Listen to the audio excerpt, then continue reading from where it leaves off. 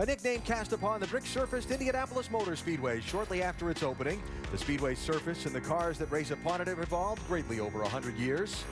19 years ago, NASCAR was invited to compete on these hallowed auto racing ground, and just as with its open-wheel predecessors, the great drivers have shined on the sport's great stage. This weekend, it's that once-a-year chance for stock car racing's best to win at Indianapolis. It's a warm 80-degree afternoon at the corner of 16th and Georgetown in Speedway, Indiana. A look from downtown Indianapolis across to where the racetrack sits.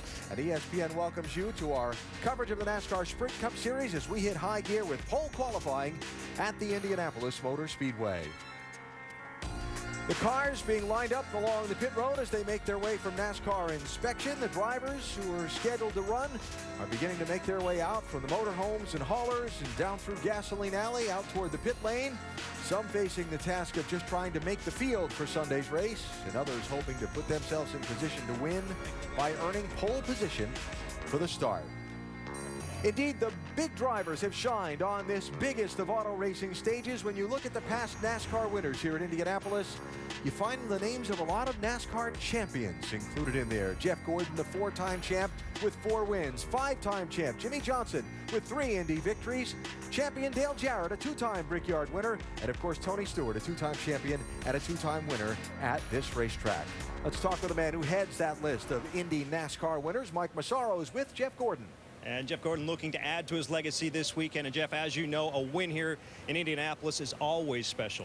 But considering where you sit in the standings right now with just 7 regular season races remaining, how sweet would a win be this weekend for you guys? It would be huge. We understand the situation that we're in, and we understand how hard we have to work to get wins. And you come in here to Indianapolis, all the competitors are working so hard to try to get that victory here because it's so special. It's great to just look back through the years of this race and be a part of Indianapolis Motor Speedway history because it's such a special place. And so this Drive in Hunger Chevrolet team is been working so hard this year and unfortunately has not seen the results with the amount of work that's been put in. And I hope that this weekend we can finally put it all together. Car feels great. Practice went really well. Looking forward to seeing how we qualify. And, hopefully we also, use this platform and do a lot of great things for our Drive in Hunger program with Chase Credit Card Services on board this weekend. Talking to you over the years, I know how much emphasis you place on qualifying. You know that it has a direct correlation to success in the race. Where do you need to be at the end of qualifying this afternoon to feel like you've got a legitimate shot at bringing home the checkers? Well, I think qualifying is important here. It seems like every year we come back here, it's a little bit harder to pass, although last year we had a car that could pass pretty good. We can't always guarantee that. We started this race off pretty loose, so you can adjust your car. If you get further back, you're just going to have to start off a little freer and hope that that's going to get you up through the field. But our car felt pretty good in our qualifying runs. I'd like to think we have a shot at top 5. And if we were anywhere in the top 5 or 6, man, I'm going to be ecstatic. And that's just going to solidify our chances to be able to go out there, because that also gives us a great pit stall to be able to go out there and do the work that we need to on pit road to be able to pull off the pit strategy and know that we have a fast race car and one that can win this race this weekend. Allen, Jeff Gordon knows how to qualify here. He started on the pole for the Brickyard 400 3 times, looking to add another one to his resume.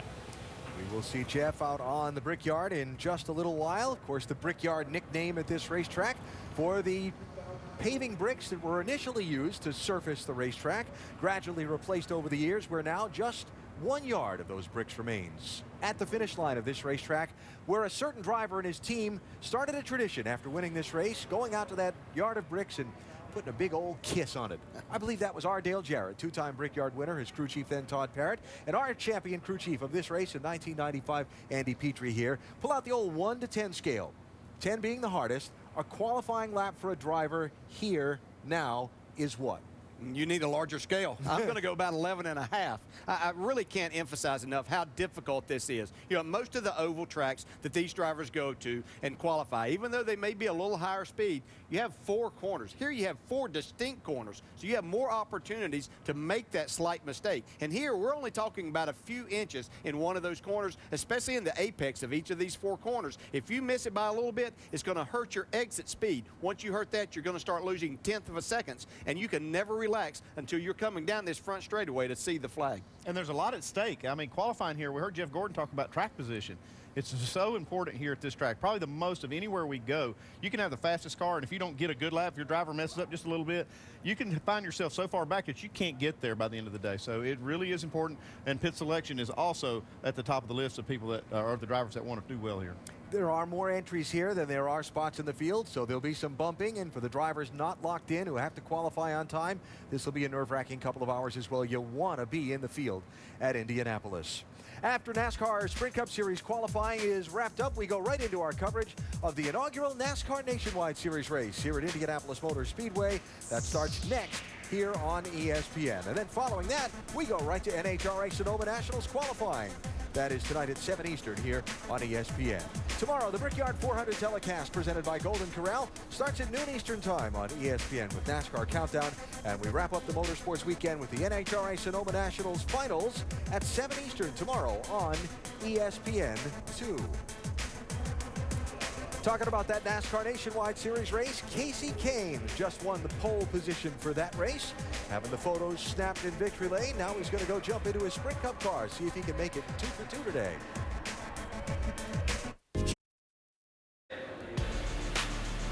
Live from the Indianapolis Motor Speedway, NASCAR Sprint Cup Series qualifying about to get underway. The first car rolls in just 1 minute. Cool start on the pole for Sunday's 19th running of the NASCAR Sprint Cup Series race here at this famed track. Let's go trackside to Vince Welch. Well, if practice is any indication, this guy next to me is going to be one of those seriously contending for the pole. We were just talking a little weather. Here's some meteorology. You're part driver, part meteorologist. What's the difference in a good cloud coming over in the racetrack when you're out for a qualifying run? Well, it doesn't take much of a weatherman to look up. You could sure feel it. You know, it's a warm day today. When the sun goes behind the clouds, it's instant, you know, a couple tenths of speed on the racetrack. So, and then the longer it stays behind the clouds, the track tempos, you know, continue to come down in temperature, which just increases the grip here. So this place real heat sensitive. And, you know, just hope you get a good cloud, or hope if you don't, nobody else gets one, you know, toward the end or something. So just, you know, I don't think the temperature is going to really be a factor. I think just the clouds. We know you've got a fast race car. You proved that in practice. But how difficult is it to, as a driver, to hit it perfectly 1 lap for qualifying here where track position is so important on Sunday? I think if any driver tells you he got a perfect lap, he's lying to you, because you can always go back and say, oh, I could have got a little more here. I overdrove this, or I could have carried more speed. So you just try and do the best you can. It's very hard here because it's a big racetrack, and you're approaching these corners at such speed. So it's easy to make a little mistake that can cost you a lot. Greg Biffle in the 16, been fast. You were talking just minutes ago, DJ. It's a matter of inches. It really, really is. And he's talking about that perfect lap. I remember 1996, I thought I had the perfect lap going. I was going to win the pole until I hit the wall coming off turn 4. That's why I say you can't relax as a driver, because, you know, it's just, I just needed a few more feet, and it could have been on the pole.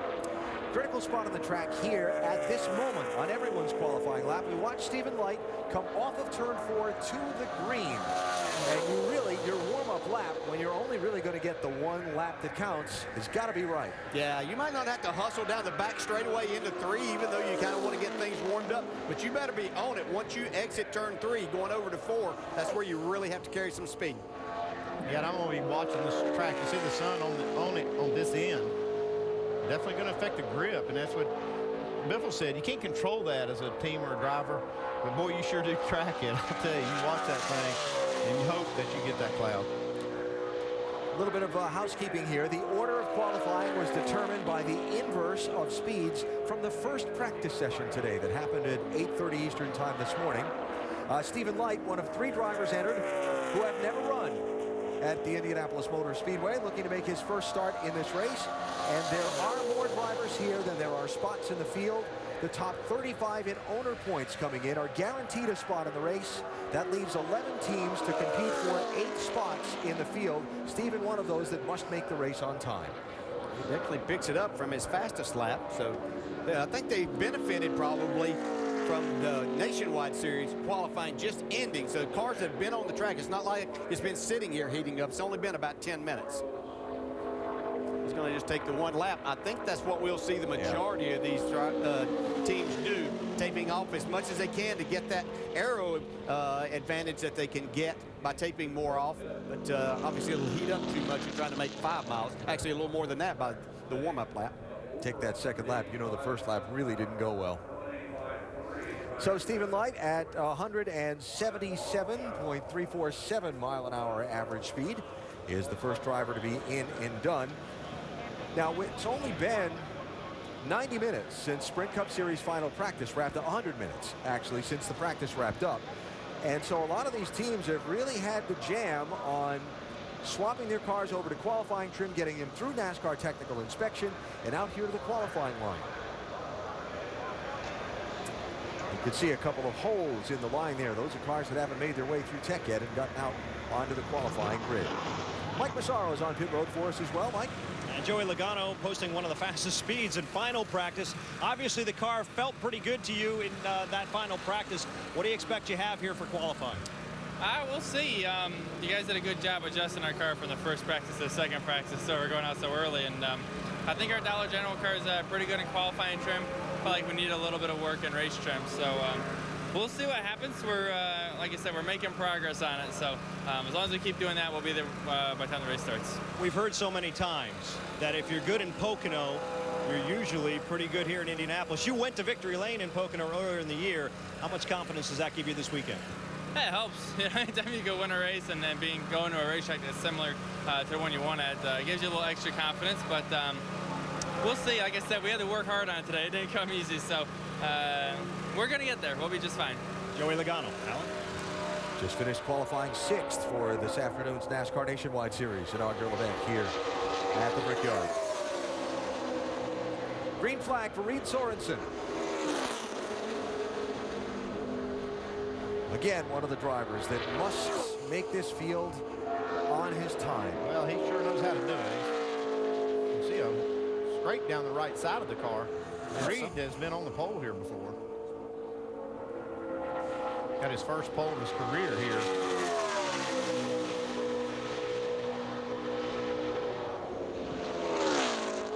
It's 2007. He sat on the pole here driving for Chip Ganassi at that time. Yeah, those scrapes down the side happen in practice. Yep. You see that quite often here, Dale. I know you see it right there. Yep. They put a small, maybe a slight mark on it. It's just you try to get everything you can off of these corners. You actually need about another 5 feet there, don't you? You really, really do. It would be very, very helpful, especially with these stock cars where you just don't have that banking. There's only 9 degrees of banking. I think that's up there against the wall in these corners where you don't want to be. That's about where Reed Sorensen was, though. He was all the way up there. You can see that. I don't know if he touched rear. it. Well, if he did, it was barely, wasn't it? But it still cost him time, and that's probably the biggest thing. Yeah, I'll give that to you, Eddie. I don't think he touched it, sure. but he sure came close. And again, for a driver who has to make the race on time, that one lap with all its pressure. We'll have to wait and see how it turns out. 81 degrees right now here at the Brickyard.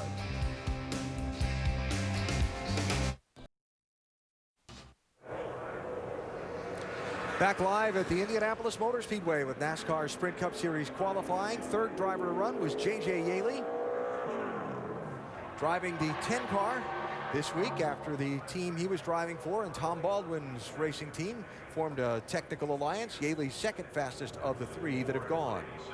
1 lap and done for J.J. And on the track and on his flying lap is Landon Castle.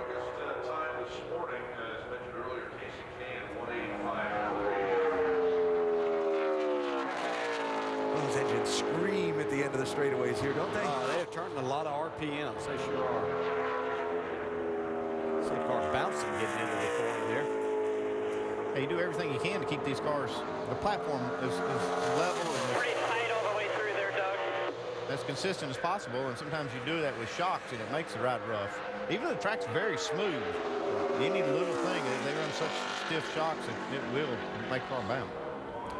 You see the time there, average speed 177.340 miles an hour, second fastest out of 4 for Landon Castle. One of the faster drivers in the final practice is with Mike Massaro. Regan Smith, indeed, one of those faster drivers, posting the 7th fastest time in the final practice. What do you need to jump up the board and be P1? About 2/10, it sounds like. No, we've had a good furniture row Chevy all day. Needs to be a little better in race trim, but qualifying trim, we felt like we're going to have a shot at it here in a little bit. So didn't put up a mock-up number in the first practice. We did it in the second practice, and feel good about it. So we'll see what it's got in it and try to get the furniture row Chevy up front. I know you've got a little extra motivation this weekend. You look at the paint scheme on your car. Remembering the victims from the Aurora, Colorado tragedy a week ago, very close to where your home team is based in Denver, Colorado. What would a win mean for you this weekend? Well, it would mean the world. You know, you look at the car, it looks great with the paint scheme on it. It's unfortunate that we have to have this paint scheme, or that we have this paint scheme on the car this weekend, but certainly want to remember those that were lost, and we also want to remember the heroes that helped save more lives. Could have been a lot worse than what it was, and we want to thank those folks, remember those folks. This team's based in Denver. Pretty much all the team and myself live in Denver, and we're proud to be from there, and want the people of Aurora to know that we're thinking about them, definitely. Good luck. Thank you. You know, Alan, some people might make him out to be a dark horse this weekend, but maybe not so much. He did finish 3rd here a year ago. Absolutely. And the names of the 12 who lost their lives in that terrible incident in the movie theater in Aurora, Colorado, remembered on the side of that race car for this race and this weekend. Indiana homestader David Stremme on the racetrack. Oh, so close to that wall. Yeah, Stremme got a good lap here. He's always been a great qualifier. Looks like he's going to get the job done here today. New leader by a half a second over the previous quick time. Up to 179.2 miles an hour average speed. David Stremme, the new leader in qualifying. Speaking of leaders, little division rivalry on ESPN Sunday Night Baseball. The New York Yankees taking on their division rivals, the Boston Red Sox. Yankees being the leaders there. That's Sunday night at 8. Then Monday at 7, Albert Pujols and the Angels look to unseat the AL West leading Rangers, anchored by Josh Hamilton. Sunday Night Baseball presented by Taco Bell. Monday Night Baseball presented by USAA on ESPN, ESPN3, watch ESPN.com, and the Watch ESPN app. NASCAR Sprint Cup Series qualifying from the Indianapolis Motor Speedway. Live, here's Ken Schrader on track.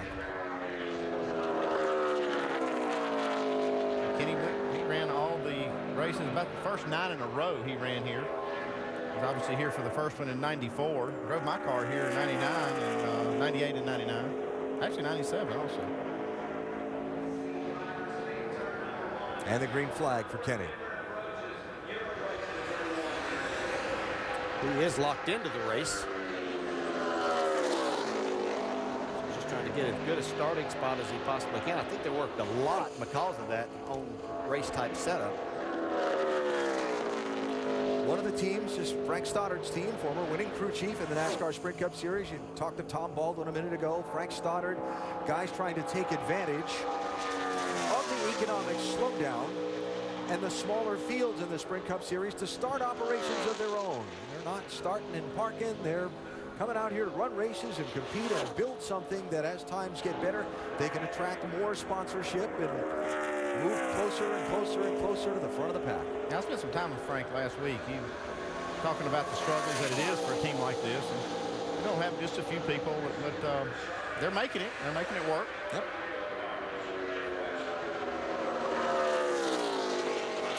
Not on the pace that they wanted to be for that qualifying lap. And no one and done. The trend continues. 174.7 miles an hour. Schrader 6th out of 6th right now. Plenty still to come. We're early in the going in Brickyard. 400 qualifying in Indianapolis.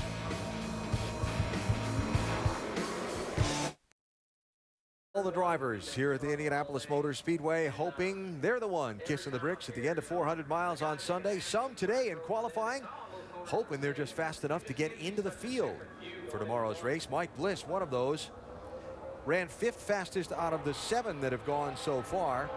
More importantly, 3rd fastest out of the cars that must make the race on speed. And is not yet safely in to Sunday's race. Yeah, he's one of the only cars that have taken 2 laps. He didn't feel good about that speed that he put up that first lap, so he tried to make it better the second, but just wasn't there.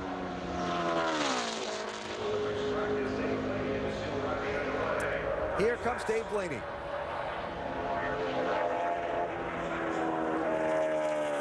Call this place one of the coolest places you can drive.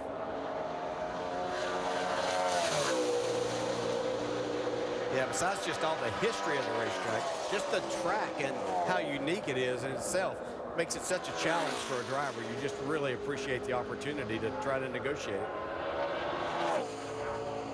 You see that green going into turn 1. It means he carried a lot of speed off of turn 4 and down the front straightaway, which is very critical. We talked about that earlier. Just how critical that speed is coming off of turn 4 to come to the green. Yeah.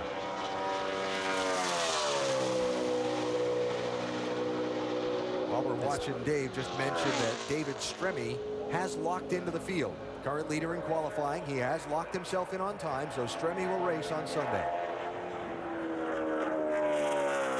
It's like Dave's really good getting into turn 1 and turn 3 both. See if he's able to carry a little more speed off of 4 than what he did 2. Seems to be going pretty good here. It's a decent lap. 2nd fastest for Blaney. 178.486 the average speed. And tucks into the order right behind David Stremme. Jeff Burton looking pretty good in practice earlier today, Mike. I would say so, Allen. He was top 10 in the speed chart. But how perfect do you need to be here in qualifying to put down a good qualifying lap? Well, what's unique about this racetrack is small little things make big differences on the time. So, you know, if you miss anything at all, it's going to show up pretty big. The key is, you know, you just got hit every entrance, every middle, and every exit. It's harder here because there's 4 of those, and each corner has 4 of those. So it's you have to be perfectly on line, but you have to be aggressive. If you're not aggressive, you're not going to lay lap time down. So you got to attack, you got to trust your car, and you got to attack. But at the same time, if you go too hard, you miss your marks, you're done. So it's an act of precision. Hopefully we can do it right. And we all know how critical track position can be at this racetrack. Where do you need to end up at the end of this qualifying session to give yourself a shot for Sunday?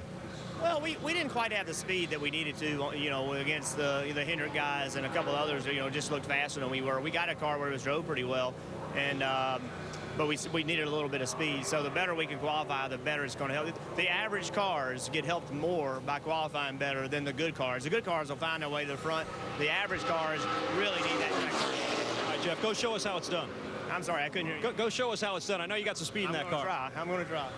Jeff Burton was a top 10 car in happy hour. Could have a shot, Allen. And that was well said right there, what he said about an average car. It makes it even more critical to start up front. And we heard Jeff Gordon talking about last year how he could pass a lot of cars. He had probably the best car in the field. And when you have that, you can pass cars. But if you don't, you got to really work on that track position all day. Former winner Bobby Labonte on track on his lap. Crew chief change with this team this week. Management change with this team this week. Bobby Hutchins, former competition manager at Stewart-Haas Racing, brought in to be the general manager. Interim crew chief David Hyder, after Todd Berrier left to go to Furniture Row Racing. And Bobby Labonte, 2nd fastest with that lap. Not a bad lap for Bobby. Won his race, as a lot have in their championship season here back in 2000. Yep. 178.8 miles an hour for Bobby Labonte. It was back in 2000 that Labonte started in 3rd position, led just 21 laps on the day, but led the ones that counted the most. Bobby Labonte, Brickyard winner that year. You see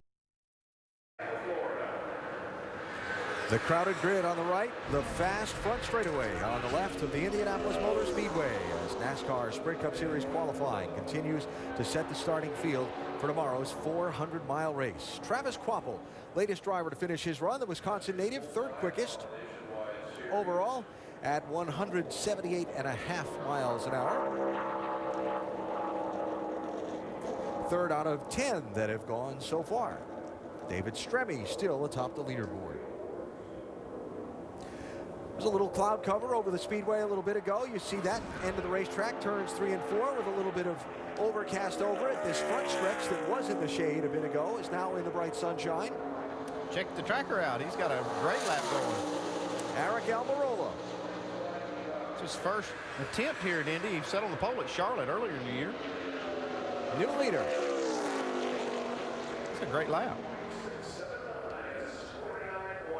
Bumped that 2.5 miles an hour. Yeah, from David Stremme's speed. 181.6 miles an hour. Aric Almirola now on top. Stremme second. Bobby Labonte in third, Vince. Guy knows his way around this place for sure. Bobby Labonte, a former winner here at Indianapolis. You've run all the Brickyard 400 races. Is it different this year? Well, I mean, yeah, I guess so. I don't know how to answer that. But, I mean, you know, our Scott's Toyota, it was a brand new race car that we brought here. Obviously, David Hyder, our crew chief this weekend, doing a great job. Our team's really doing a great job. You know, we just, you know, obviously bringing a car to the racetrack and never had, you know, any documentation on it. Wish we could have had, you know, had some of that. But, you know, I think for the next couple of weeks, we'll probably have to live with it, a little bit of that. And then hopefully we'll get some, get the right simulation that we need, or simulation that we do need, and we'll get it better. But guys have done a good job at the shop. We had a weekend off to get ready for the next few weeks, obviously. So a lot of hard work and patience put in by a lot of people. And a good guy behind the wheel, Bobby Labonte, working with the interim crew chief, David Hyder, this week. And now watching Joey Logano on his flying lap. Now, Logano put up his time that we had talked about being fast in that second of the 2 practice sessions. Was going along pretty good. Looked like he got a little bit wide out of turn 2 there, and that's going to cost him some time. I don't know if it was an optical illusion or not, but that car kind of had that stepping look. I think he got wide because he had to dance with it out there. He's got a good corner going now, though. He's going to have to run faster than he has all day. He's got to pick up from practice if he's going to beat Almirola's time. Looks tail happy right there. Hanging on to try to do that. And he did. There's your new leader. 181.756 miles an hour, the number 20 to the top of the scoring pylon here at Indianapolis. This big 2.5-mile racetrack with not a whole lot of banking in the corners. Pocono Raceway, 2.5-mile track, not a lot of banking in the corners. Logano in that 20, out wrestling Mark Martin in a late duel to score a big win back in the month of June.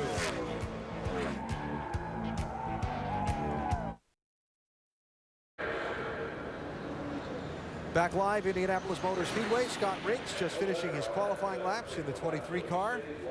Riggs 9th out of 13. And still in the danger zone, where the drivers that have to make the field on time are concerned. Stephen Light locked in after he has now qualified faster than Scott Riggs. Joey Logano is on pole position in the early going. Aric Almirola has the second fastest lap. Let's hear from him.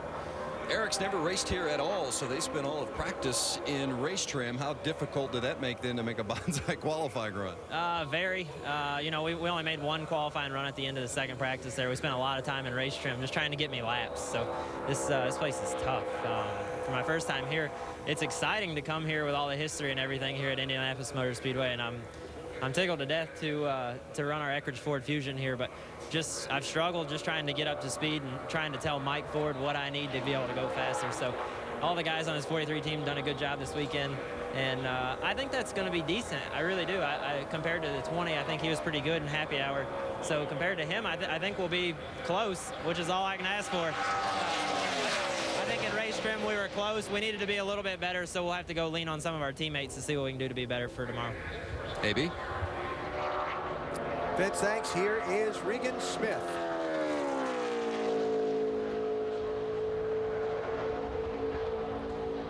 Finished third in last year's race. Pretty good in the final practice session today. We heard from Regan a little while ago.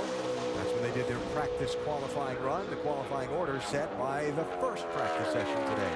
I think he has a pretty good time to go out, even though you can see a little bit of sun right there. But see a lot of the racetrack now covered with a bit of cloud cover from the sun. Telemetry that we normally use to track a lap in real time not working from Regan's car at the moment. Apologize for that. That'll be third fastest. 180.473 miles an hour for Regan. Well, he's just behind Almirola. You heard Eric a minute ago saying he thought that was going to wind up to be a pretty decent time based on conditions. We'll see. 4. Sorry, guys. That was a sorry, guys, I believe we caught the end of there from Regan. Last year's pole for this race was won by David Reagan. Mike Massaro's with him. Yeah, it was a magical day of qualifying for David Reagan a year ago, but looking at your time from happy hour, 38th on the speed charts, it looks like you've got a little bit more work to do. What are you still looking for? Yeah, we didn't mock up in that second practice, so we did some qualifying runs in that first practice. Our Scorpion truck bed liner, window film Fords. We got to move, David. We're going to get run over here. Kurt Busch's car is being rolled into position right now, so kind of an interview on the fly here. Hey, you were saying? A jack of all trades. No, you know, qualifying's exciting here. We mocked up in that first practice this morning, so we tried to put our car back to how it was. We know the racetrack's changed, but this is a track about hitting your marks. You know, you really got to hit your marks coming to the green to try to get up to speed, and then obviously 4 corners on the lap is very crucial. So everyone's taped up 1 lap to try to hit their marks, and we can have a good run here today, so we're excited. We appreciate your agility, walking and talking at the same time. Hey, it's obstacles everywhere here at Indianapolis Motor Speedway, so good job. Thank you. And Alan, just update the story. It had been a while. Kurt Busch's car had some difficulty getting through tech, finally got down here, so he avoids going on the 5-minute clock. Thank you. Got to get all you can. Well, here's Jeff Burton. Heard from Jeff earlier. And really a theme we've heard from several people, including DJ here, right in the very opening of this qualifying conversation, which is how precise you have to be and how narrow the margin for error is on this qualifying lap here in Indy. And it was Jeff Burton that was telling us just how difficult that is, and it's magnified here because you have these 4 distinct corners. More of an opportunity to miss that line by just a little bit, and it's going to be an okay lap. I think Jeff was thinking he might get a little bit more out of it. I think he might be a little disappointed with that. They've had a pretty solid weekend so far. So that's 4th for Jeff Burton. Behind Regan Smith, Eric Almirola, and Joey Logano, the early leader in qualifying at the Indianapolis Motor Speedway.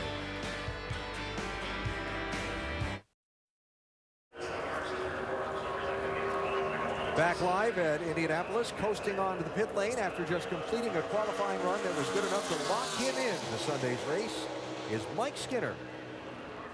Faster than 3 other of the cars that are not guaranteed a starting spot in the race, and so Skinner's in. That's something good. This race pays a lot just to start, so that's why a lot of these teams a lot of effort. Joe Nemechek not very happy with his car. He's got to pick it up, though. He's got to make this race on time. Yep. And that was him on the radio saying terrible.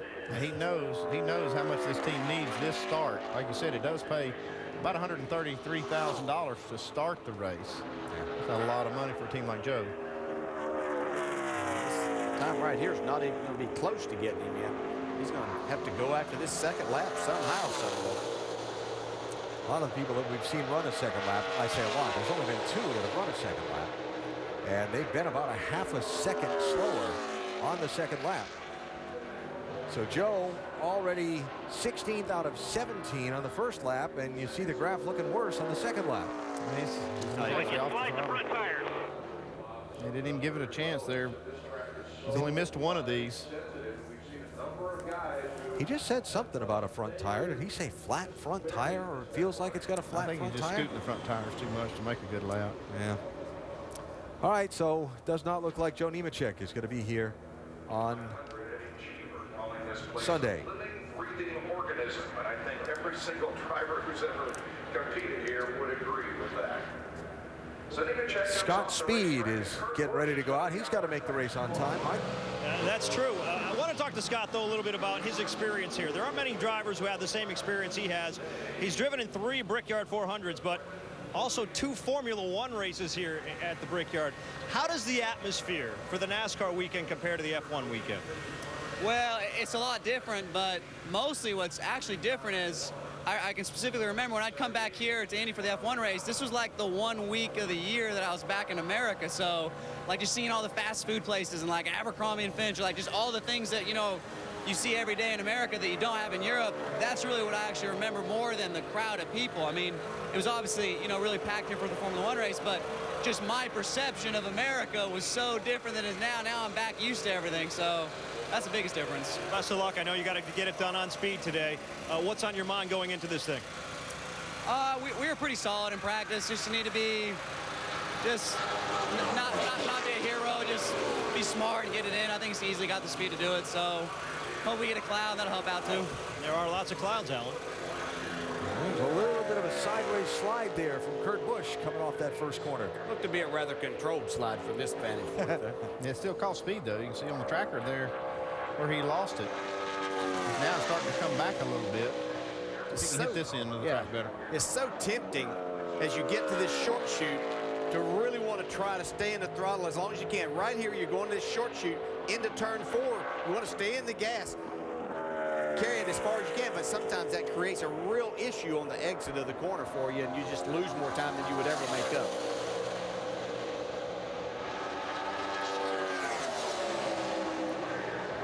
Pretty good lap. 3rd fastest for Kurt Busch. Over 180-mile-an-hour average. Now, as somebody who's raced here and won here a couple times, you could say it looked like a controlled slide. For me, I'd probably be screaming out loud right now if the back end of my car was hanging out like that coming off the corner. Well, those back tires are screaming. Yes, they are. But he kept his foot in it. Got the 3rd fastest lap so far. Kurt Busch.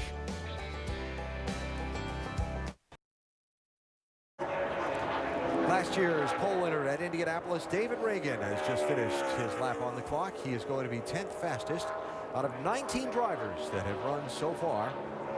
Still with 32 left to go. Kyle Busch, Denny Hamlin waiting to come. Kyle ran qualifying laps in his NASCAR Nationwide Series car earlier. Starts 2nd for that race that comes up next here on ESPN. I think he was just, I think he was telling Denny how it felt when he was qualifying the Nationwide car. Using those hands.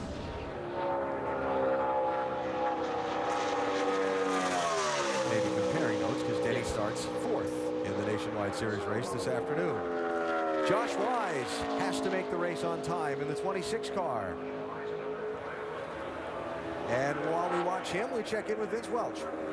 Kurt Busch currently 3rd on the chart. Now, the expert Dale Jarrett said that was a controlled slide. The rest of us look like that was crazy loose. How was it for you? Yeah, it was real loose in one, and just ran a conservative 2-3. Just, you know, these guys have worked so hard. The crew that's over here on the Cup car is over on the Nationwide car, and this car just showed up, you know, a couple minutes before we had to qualify, and it's just because we have this small group pushing really hard. And just want to thank HendrickCars.com for jumping on both of our cars.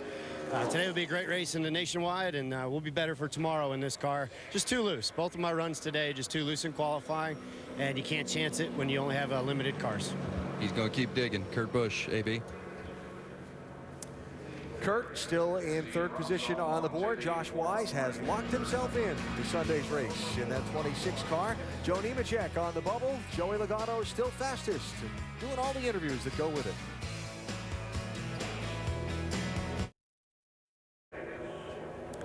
You are looking at the 9th fastest qualifier so far here at Indianapolis. David Gilliland has just put that 38 car through its lap on the clock at 178.508 miles an hour, 9th out of 21 to this point. The ESPN original documentary series returns with a captivating account of Brazilian Formula One sensation Ayrton Senna, following his struggles on and off the track, his rise to global fame, and ultimately his tragic end. An ESPN original documentary, Senna, tomorrow at 10 on ESPN2.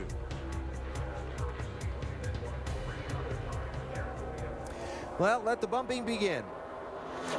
3 drivers left to make a time trial run who do not have a locked-in spot in Sunday's race. Joe Nemechek on the bubble. Scott Speed on the clock.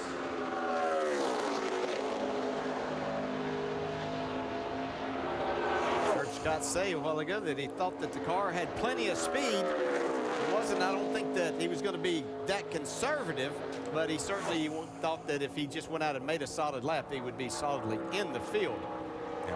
And most of all the practice time that they had, they used for qualifying. And they were solid. I feel like they're tracking pretty well now.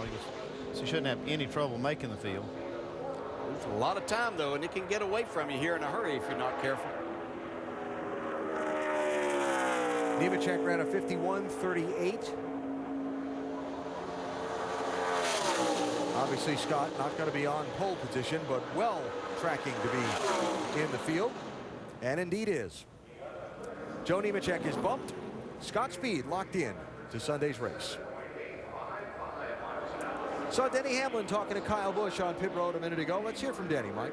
And you know, you think about Twitter. If you follow Denny Hamlin on Twitter, you saw the tweets this week saying, I can't wait to get back to racing in Indianapolis. You've been on the racetrack in practice. Now that you have, how excited are you to get to the racing part of it? Well, really excited. Obviously, coming back to a racetrack after the strong run we had at Loudon, you want to get back to the track as soon as possible. But, you know, proud of our whole FedEx team. We worked our tails off today, trying to get this car where it needed to be. Found something that made it better those last couple runs of happy hour. So pleased with where we ended, and think we'll be a contender. As long as we just need to qualify somewhere in the top 10, we'll be happy with that. Best of luck. Thank you. And obviously something that bodes very well for the 11. Well, his teammates at the top of the pylon still, Alan. Teammate being Joey Logano from the Joe Gibbs Racing Shop. Denny out in a little while. He had a strong run at New Hampshire. That's what he's talking about, why he feels so good about his flat track program. He had the fastest car there and made one little mistake on strategy where they got 4 tires and lost that race to Casey King. Sam Hornish Jr. takes the green flag in the Penske 22 Dodge. A.J. Allmendinger was the driver of this car until a few weeks ago when he was notified just before the NASCAR race at Daytona Beach that he had failed one of NASCAR's random drug tests.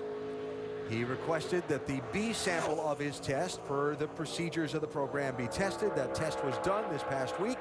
That sample also tested positive for a substance that NASCAR will not identify. Allmendinger's business manager said was amphetamines. Any event, end result is AJ, indefinitely suspended by NASCAR, has already applied for the Road to Recovery program, which is basically the process through which you prove yourself and get back cleared to race. Meantime, it creates an opportunity for Sam Hornish Jr. to get back into a NASCAR Sprint Cup Series machine. Roger Penske confirming Sam will drive obviously here and again next week at Pocono. Sam committed to run for the NASCAR Nationwide Series Championship, so they haven't really said much beyond Pocono because the 2 series tend to go their different ways a couple of times over the course of the summer. 6th fastest there for Sam. Yeah, so far, a little bit, it's actually slowed down a little bit from practice. We've seen some of these, the faster cars have picked up from practice. Yeah, we've seen a few pick up, but I think right now we probably have about as much temperature on the racetrack as what we've seen all day. We just worked on the car, and, you know, I didn't really know what the track was going to do. So Sam Hornish in at 179.9 miles an hour, the former Indy winner. A few spots shy of Joey Logano, who still has that number 20 atop the famed scoring pylon here at Indianapolis. Still have 29 cars left to make a run, and just a couple of more who must make the race on time. Here's one of them, Michael McDowell. Out on the track in the 98 car, Reed Sorensen is on the bubble as McDowell takes his shot at a spot in the field for Sunday's race.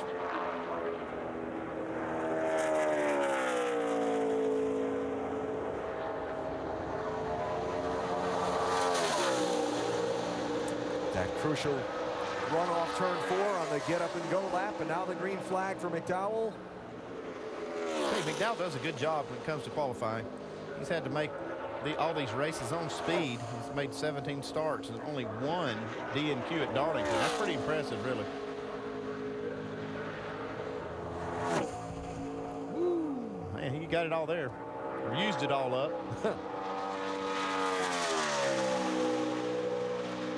And there's times that you go back out on this racetrack, especially as a situation like this where it's much hotter and slicker than what you had. You think that they've narrowed the exit of these corners up quite a bit. Hate it when that wall moves in at you. Yes.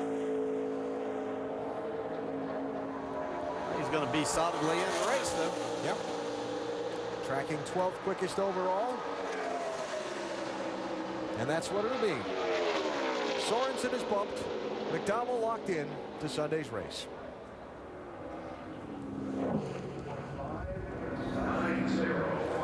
For a driver, when you feel that lap and you know you're okay and you're in that situation, you just got to make it on time, and you get that call over the radio. That's got to be some incredible feeling of relief. Oh, it really is. Yeah, it's opportunity to really breathe again is what it is, because you've almost just been holding your breath throughout this entire lap, just thinking about what you're doing, and the pressure is just enormous. We talk about how big this race is and trying to win. It's enormous there and just trying to make this race. And you talked about how much it pays. That's huge for a lot of these teams, just like that. They're kind of holding their breath. They've been holding their breath out on the grid, too, waiting to get in the car. Kevin Harvick going to make his qualifying attempt. We listened to him some today in practice. He was not very happy with this number 29. Well, there were times he was, sometimes he wasn't, but for the most part, he wasn't happy. We'll see if he's happy after. About 170 miles an hour or so. Green.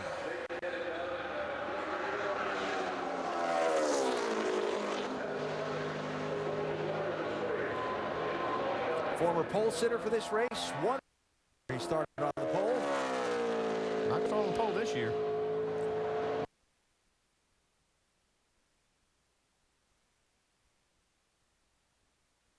See, problems begin after that, but he actually lost time getting to the corner. I saw his teammate Jeff Burke coming to the.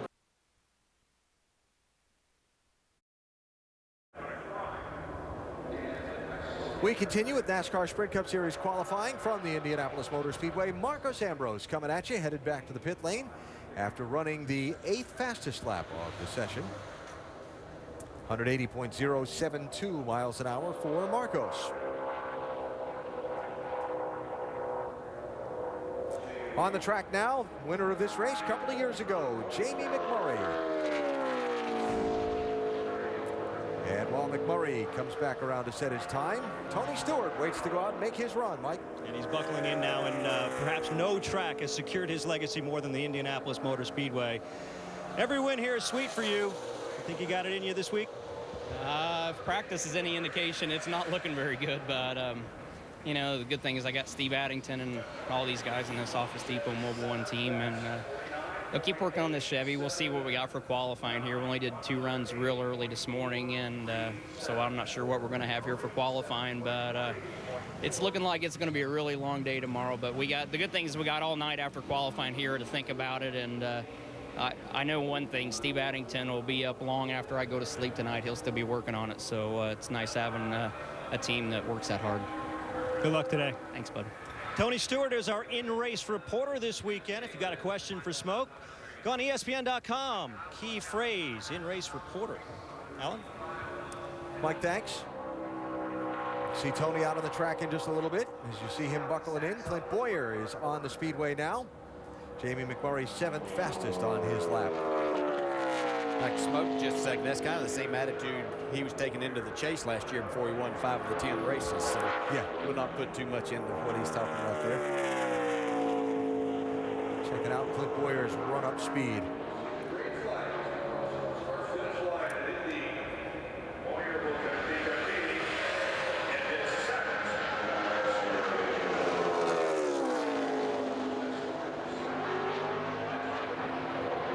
While Clint's on the clock, Kyle Busch looks on in 4th place for the moment, Vince. A little bit frustrated with this run, although 4th certainly doesn't seem too bad with track position being so important here. Kyle, how do you evaluate where you qualify?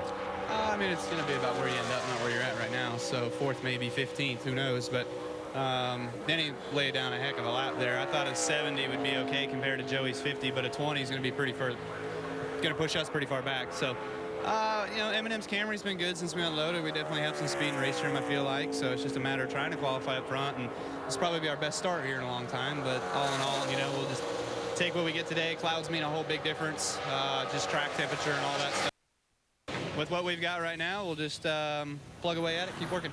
Best you can do. That's Kyle Busch. And then let's swing right over, because the man that did put the hot lap on the board, Denny Hamlin, we were talking about tire temperature or track temperature. And did you feel like the track changed before you went out, or did you just have that much in the car? I think our car was good, but you know, the only disadvantage really we had is that the sun was out for at least on the front stretch. That's all what I can see for 3 straight cars in front of us. And so when you do that, it's more about just hitting your marks. You know the track's going to be slick. You got to prepare. You got to prepare for that, and it was. The track was as slick as what I thought. I just you know, made sure I hit my marks. That was the most important thing. But you know, overall, it was a great day for our FedEx Express Toyota. We feel like we've got a car that can race them. Yeah, laid down a good one for him to shoot at too, AB. Yeah, he did. Denny Hamlin, top of the board.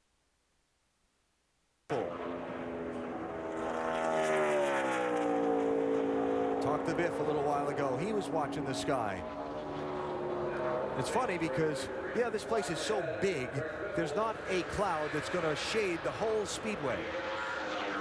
So now, what parts of what are in the sun and in the shade, and how's it going to affect your car? I just want this. I want the shade in the corners. Yeah, I can deal with it on the straightaway. And I'll take it just 1 or 2 of them if I can get that, you know, versus not getting any at all. And right there, he had good shade all the way through turn 2. Still not up to the speed that Hamlin put up there, though. No, but still going to be a really, really solid lap. I think this is probably going to be kind of in the area. Well, he keeps losing a little bit right there. Didn't have any shade over in turn 3. Certainly not in turn 4. Whoa, flirting with the edge of that darkened pavement where the rubber's been worn into the racetrack. They just lost all the grip in those Goodyears.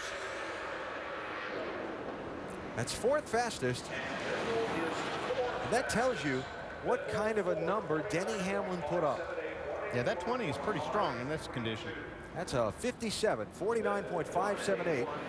And that's still 0.3 of a second behind Denny Hamlin. Which is right at what he ran back in practice, that second practice session. So you got to figure it's hotter now. You can back that up. That's pretty good. So it just shows what a lap Denny Hamlin, as you said, put down.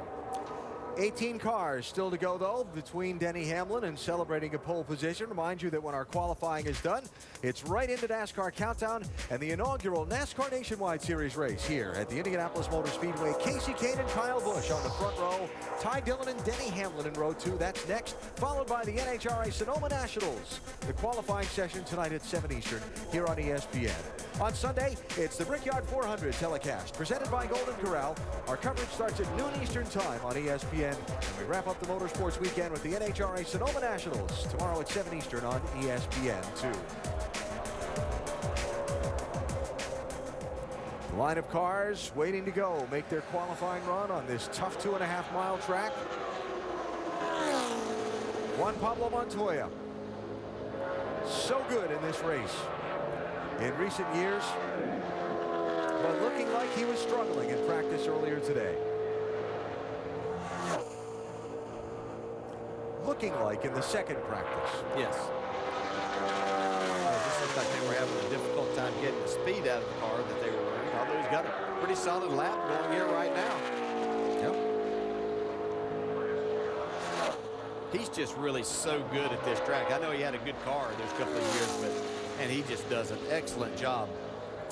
Never qualified lower than 13th for this race in 5 tries. Started on the front row 3 times in 5 tries. Get off of turn 4 very good right there. Cost him some time. That'll be a 49.85, 6th quickest for Montoya, outside of row number 3 for now, but still a lot of cars left to run. Talking about the qualifying success Montoya's had. He's had success in the race as well, but not the finishes to show for it. A speeding penalty after leading more than half the race set him back in traffic, forced him to an 11th place finish in 2009. 2010, he led 86 laps.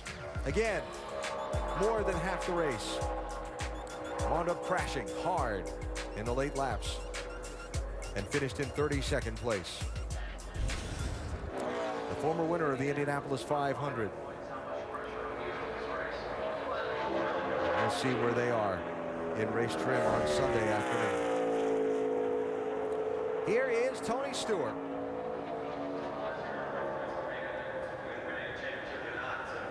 Now, you heard from Tony a little while ago. Not the most optimistic report on a race car that we've had from a driver. They worked on this car in race trim the whole second practice. Just never really got it. You can see the concern on their face when they were in the garage. They didn't really get it anywhere near what they wanted. You can still see he's got a lot of confidence in Steve Addington to get it right. He's got some time after this qualifying session to work on it and get your hands on it. They'll come up with something. I'm sure they'll be good tomorrow. Yeah, that was just kind of, all morning has been just kind of a thrash for these crew chiefs in particular, Andy, with early practice session, which went right in almost to the second practice session, then having to go straight to get it ready to qualify. So not a lot of time to digest maybe what you may and may not have. Well, you don't even have time to think. You go back, you got to get the car through tech in an hour and a half. You don't even have time to think, much less work on the car. So they just get out here, do the best they can. They throw a lap down, and that's only 15th so far for Stewart at a 50.31.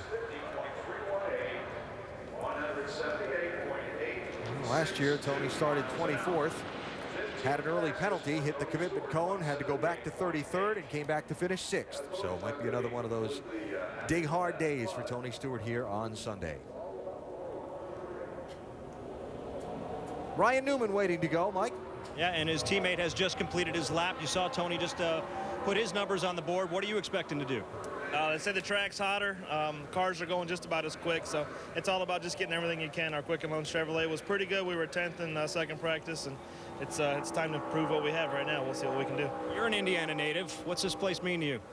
To me, it's special because of the history of the racetrack. It just happens to be in Indiana. Just the significance of all the great drivers in all forms of motorsport who have competed here. That, to me, is really why it's so special. Ryan Newman. Alan? Getting ready to go as he climbs aboard that Chevrolet. Well, the final bump is about to happen, or not, as Trevor Bayne in that Wood Brothers 21 takes the green flag. Mike Bliss is either going to be in the race or out after this lap by Trevor Bayne.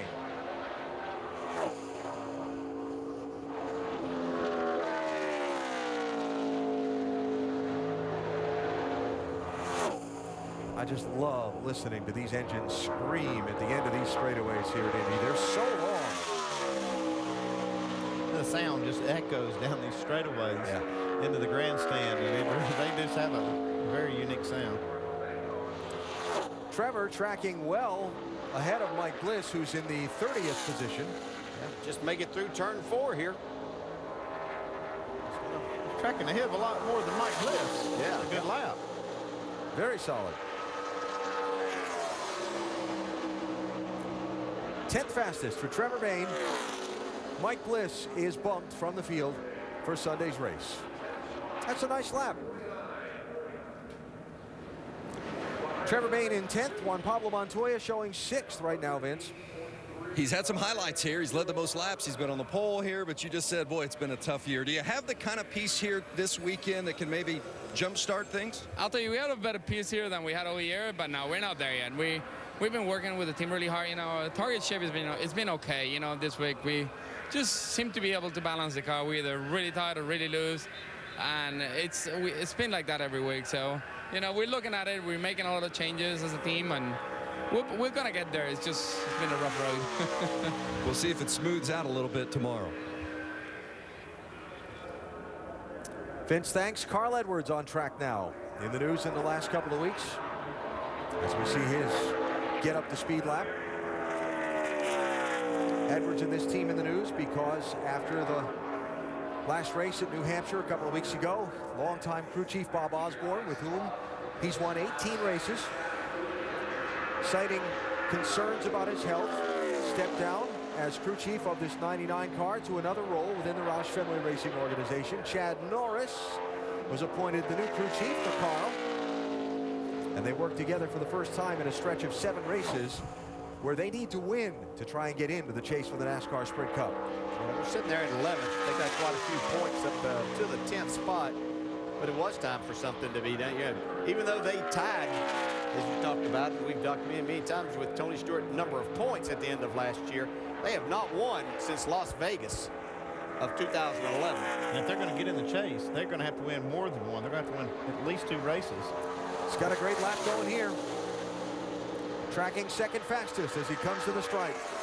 That should give him some confidence to get things started between this driver and crew chief combination.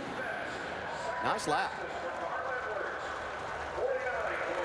181.984 miles an hour. Real good job, guys. It's so important to get off to a good start with this relationship. Now, I'm sure for Chad Norris, that's a big relief. He's like, yeah, that's the start we need. It's like getting off the first hole playing golf. You just want to try to get out there and not make a double bogey or do something bad. Start off with a birdie is not too bad. There you go. Carl Edwards second to Denny Hamlin doing some interviews as he waits to see if he'll be on the pole for tomorrow's race.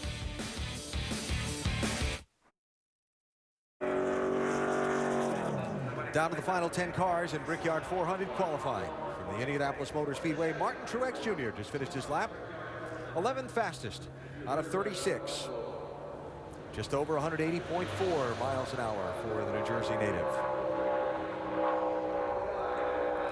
Talked to him a couple of minutes ago. Ryan Newman on his flying lap.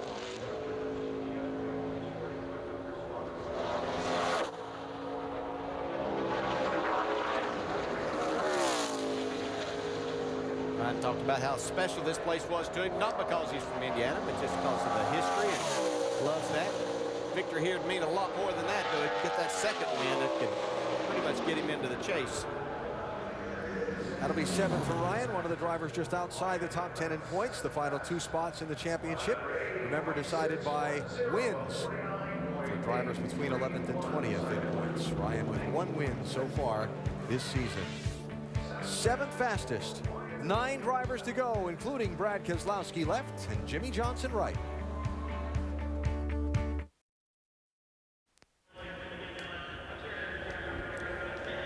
Back at the Indianapolis Motor Speedway, down to the final 9 cars in NASCAR Sprint Cup Series qualifying. Casey Mears coming back to the pit area, having just finished running the 17th fastest lap in his Ford, and flying past him was Matt Kenseth, who's about to go on the clocks for his lap.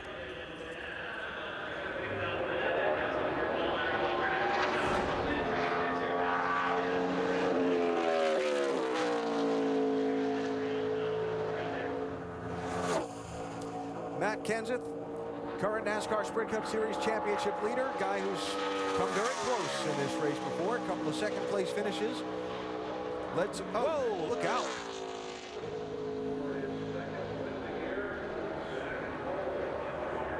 Like Matt was trying to really keep it out there and arc it in. Sometimes that wall almost suck you into it. Looks like the paint scuffed up over that right rear tire. Sorry, Jeremy. I'm freaking idiot today. Yeah, he just got up against that wall. I mean, like you said, trying to get the angle. It's worth a lot if you can get, I mean, just a little bit of angle into the corner, but a lot of risk there too. And still 7th fastest.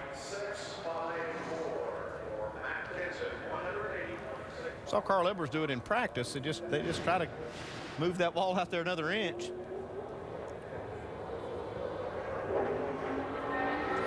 See that? Wow. It's kind of right where he's starting to get out of the throttle, and these cars will move just a little bit if you, especially if you come all the way out of the throttle there. So Matt Kenseth 7th, Denny Hamlin leading, Carl Edwards 2nd, Vince. Maybe in the spirit of the Olympic season, we should ask Carl, what's the degree of difficulty of qualifying here at Indianapolis? It looked pretty tough for Matt there. That was a great save. I hit the wall over going into turn 4. This track is so temperature sensitive right now. We got very fortunate. We had a couple clouds out there. I just can't say enough about Chad Norris and all the guys, everyone, from Bob to Chad to all the engineers, everyone getting together at Roush Fenway Racing and putting 100% effort into this 99 car. And, you know, for Fastenal and for everyone, I hope this holds up for a top 3 starting spot. That would be great. Yeah, got to be a big confidence booster for Chad Norris, too, guys, to have a fast car in qualifying in Indianapolis. Yes, like Andy said before, you don't want to double bogey on your first hole. Better off starting with a birdie. Yeah, it gives you a whole lot of confidence in how this is going to work when you get started off good. That turn one did not go so well for Dale Jr., according to the graph. Right on over to turn 2 and then down the back straightaway. You can see the time that it cost him. He's made a nice recovery here, though, trying to get something out of it.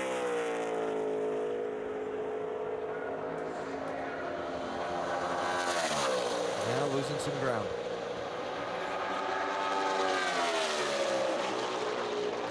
That'll be 15th fastest for Dale Earnhardt Jr. Remember when he made his practice qualifying run in the final practice, and we caught him coming on the radio and saying, well, that was a disaster. Well, that wasn't a disaster, but it wasn't as good as he hoped for. Yeah. 15th for Dale Jr. 6 cars to go. Reminder that Major League Baseball continues on ESPN with a bitter division rivalry. Adrian Gonzalez and the Red Sox heading into the Bronx to battle Robinson Cano and the Yankees at 8 on Sunday. Then Monday at 7, Albert Pujols and the Angels look to unseat the AL West leading Rangers, anchored by Josh Hamilton.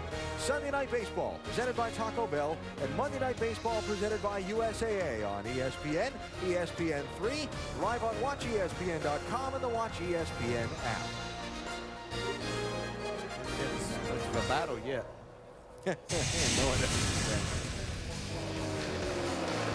Last year's race, an adventure for Paul Menard. A pit penalty, then dodging this accident. Watch the neon car through the grass.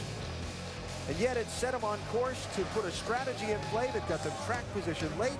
And Menard had a great celebration after scoring his first NASCAR Sprint Cup Series win at a track that means so much to his family, Indianapolis. Now the defending champ on the clock, looking for his starting spot. Obviously the telemetry is locked up. So we'll follow it the old-fashioned way. We'll wait till the electronic timing and scoring trips at the start-finish line and see how it turns out. His teammates Jeff Burton and Kevin Harvick are only 16th and 21st. So Richard Childress looking for Paul Menard to carry the banner here, at least in qualifying today.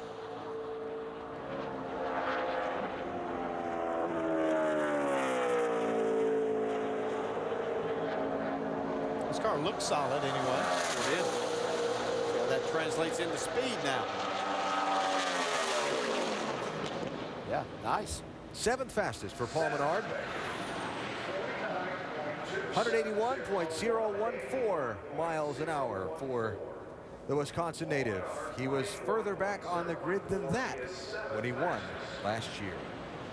Casey Kane is going to start on pole for the NASCAR Nationwide Series race in a while. He's going to be the last car to run in the Sprint Cup qualifying session because he was fastest in this morning's first practice session, Mike. And he's pretty quick in that final session, too. So what do you think, Casey? Is the sweep a legitimate possibility for you today, winning both poles? I don't know. It'll be tough. Denny put down a great lap, but our Farmers Insurance Chevrolet was really fast in first practice and second, especially in qualifying trim.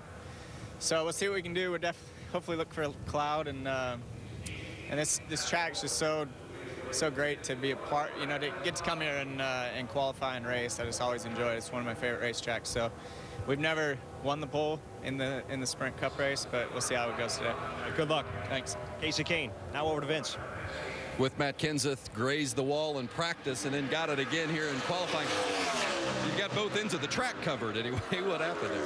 Yeah, I don't know. I'm just an idiot, I guess. So I hit the wall the first lap getting into 1 a little bit, and then I hit it again getting into 3. So I actually I didn't get through there great. We've been struggling quite a bit today, but I thought 1 and 2 was okay, and I was just looking at my entry to turn 3 and make sure I got a wide enough arc and just scrape the wall a little bit, and we're already getting tight anyway, and that just killed that end of the track. So hopefully I'll end up somewhere decent, and we'll get her better for tomorrow. Yep, he's been second here a couple of times, 5th last year, Allen. Expect him to be a contender tomorrow. And Vince, as you talk to Matt Kenseth, we watched Brad Keselowski have his hands full in turn 1. Yeah, I heard Dale talking about just that one. You can make one mistake and it just kills a lap here. One of the hardest places in the world to qualify. And even though you might do it down in turn 1, you say, well, we've got 3 more turns we can make it up in, but it doesn't work like that. 18th. Actually, it's not bad considering. Yeah, that could have turned out a lot what could have worse. been. I'll tell you what, That's a nice save at that kind of speed when that car starts bobbling like that. Yeah, and it's just, might look like this racetrack's rather wide, but that wall comes in a hurry to you. Brad did a good job of saving it, getting back in the gas, and keeping the lap going.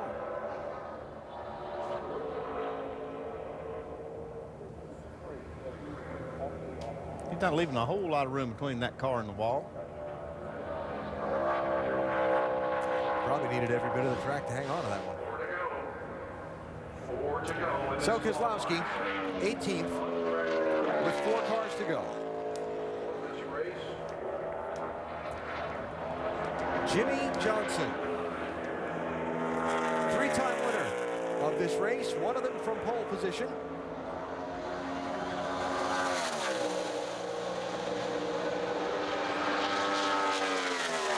And the green flag. Like a little bit on the loose side entering that corner. See, we don't have our telemetry with Jimmy, so we will kind of guess how much that might have helped him. But I think this car is a little bit too free for him to run the kind of lap he needs to. He got everything in turn 2.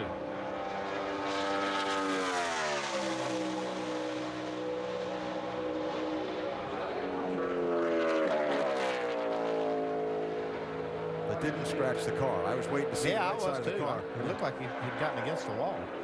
Looks clean, though. Still saying that car was just way too free that entire lap. It all started down in entering turn 1 when it looked like the back end was out from under it. That'll be 6th for Jimmy. That was on sheer talent right there. That man drove that car to that speed. I wonder how close he got to that wall, Al. I'll bet we can find out. How about that close? Oh, wow.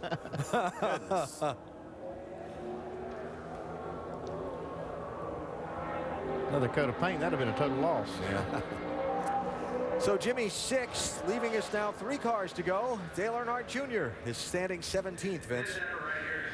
Junior, we saw Jimmy almost get the wall. We saw Matt get into the wall. But what makes this place in a qualifying run here so difficult? You're just trying to get on the pole, I guess. It's not that difficult. You just run on the edge. That's what qualifying's all about. We didn't have a good car in practice and qualifying trim, and it showed today. And the balance on the car was just way off. And we got a good race car, though. So it's kind of better than I even thought we'd qualify, to be honest with you. But the race car is going to race good.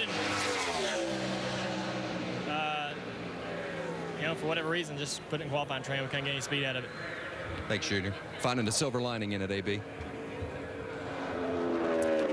Well, Vince, here's Jeff Gordon. About any statistical category you can name in NASCAR competition at this racetrack, you find the name Jeff Gordon at the top of the list. Most wins, most poles, top 5s, top 10s. Try to see what he's going to get for a starting spot in Sunday's race as he goes for a 5th Indianapolis win. And he had a fast car here last year. Made a great run at Paul Menard at the end of the race. Cut a huge lead down to inside a second. Just ran out of time. Not going to be the lap he's looking for, although it's inside the top 10. It was 12 seconds to 7/10 of a second. What we got here? Let's see. Got 4 left. That charge he made. That's 9th for Jeff Gordon.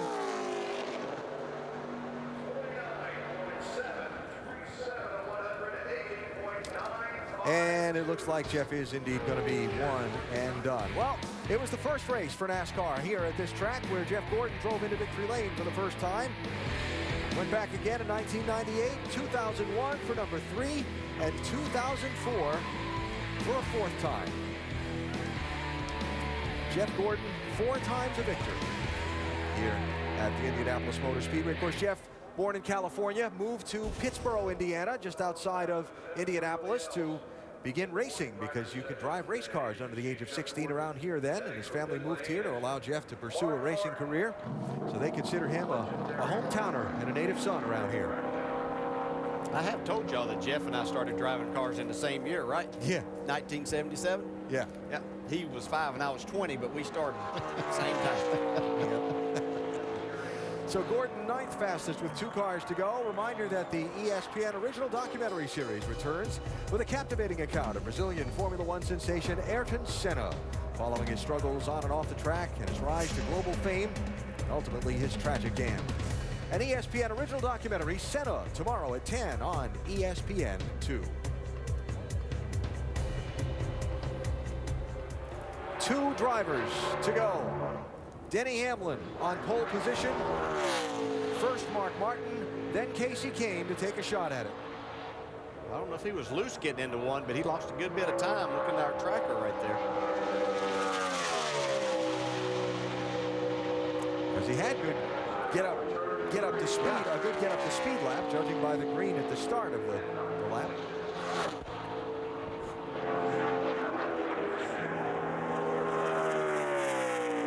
Certainly not the lap that Mark Martin, I don't believe, thought that he was going to be able to go out there and put down.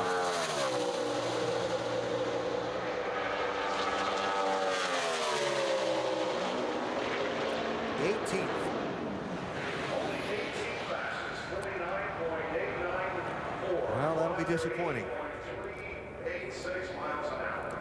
So Mark, 18th quickest, and we're down to just 1 car to go now. Casey Kane or Denny Hamlin going to be on the pole. Jimmy Johnson right now in 6th position, Vince.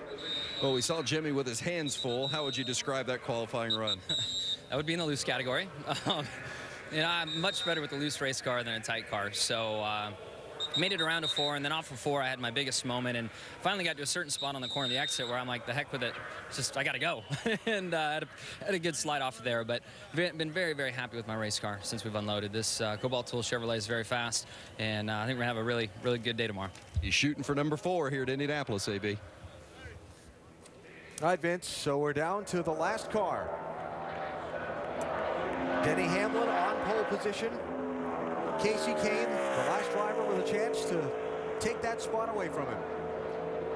I hope it acts better than what I saw it down coming out of turn 3 to get up to go lap. Now, hopefully that was just something that maybe I just saw and not really what this car is like. We'll see. A lot of sun on the track, though. We talked about that when Hamlin went, but he did have a little bit of shade, especially leading up to his lap. I think the track's just gotten so hot that it's going to be tough for anybody to make a run at it. And Casey's struggling through there. Top left of the tracker, 13th, 14th, where Casey's lap is going to place him right now.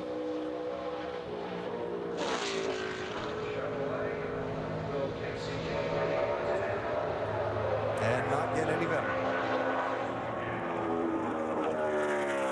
His lap in the first practice session was about 3/4 of a second faster than the pole is right now.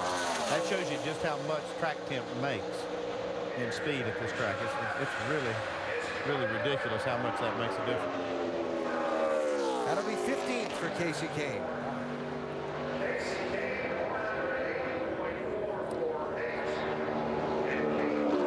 And the qualifying is done here in Indianapolis.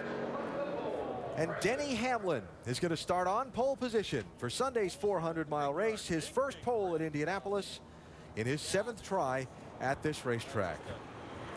Talk to Denny Hamlin when we come back, and don't forget the NASCAR Nationwide Series races coming right up at the Indianapolis Motor Speedway. Denny Hamlin on pole.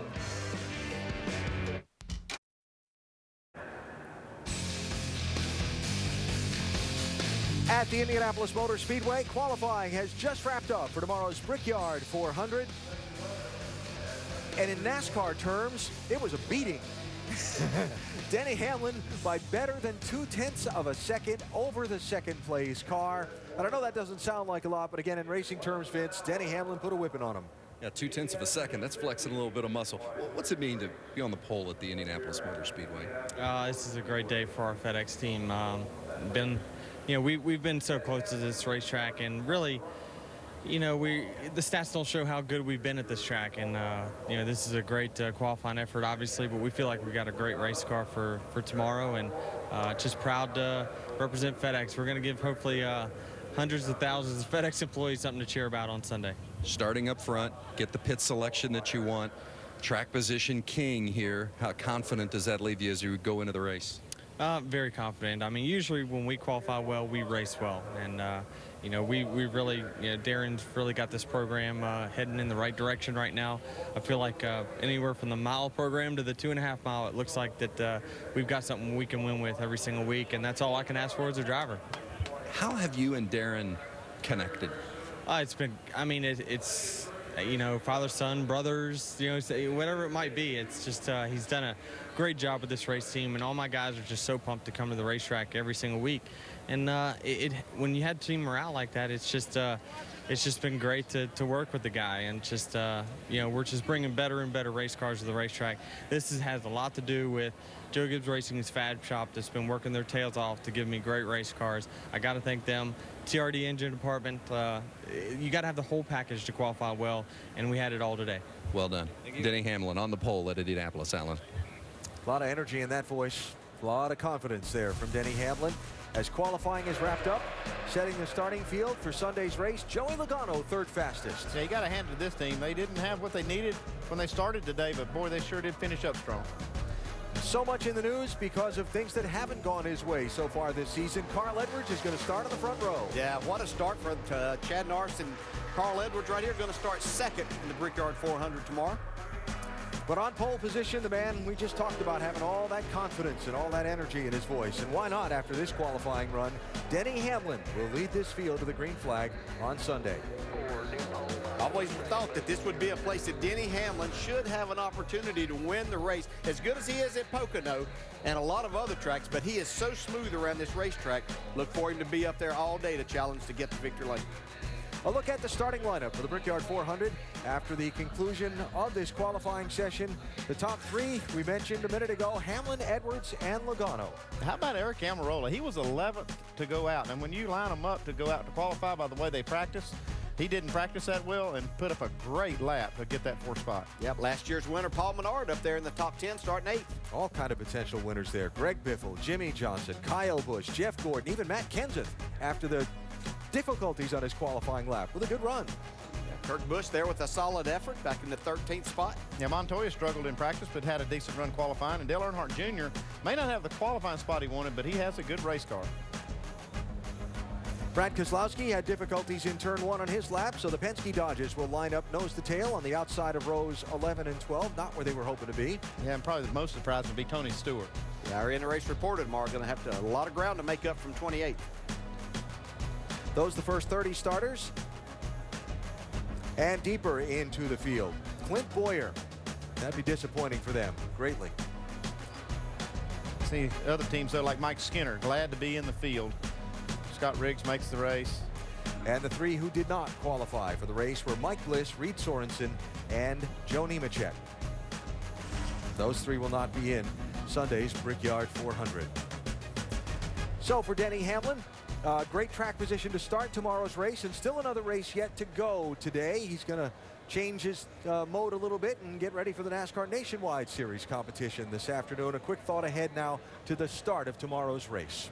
Well, Denny Hamlin, a lot of confidence coming in here from that race that they had at Loudon. Even though they feel like they gave that race away late, I think he felt very strong because that's flat racetrack. Coming here looks strong. Yeah, there'll be a lot of guys back at in the motorhomes after the race trying to come up with a setup for their cars tomorrow. Tony Stewart, one of those, is looking for some magic to put in that car for race day, but I got pretty confident that he can do that.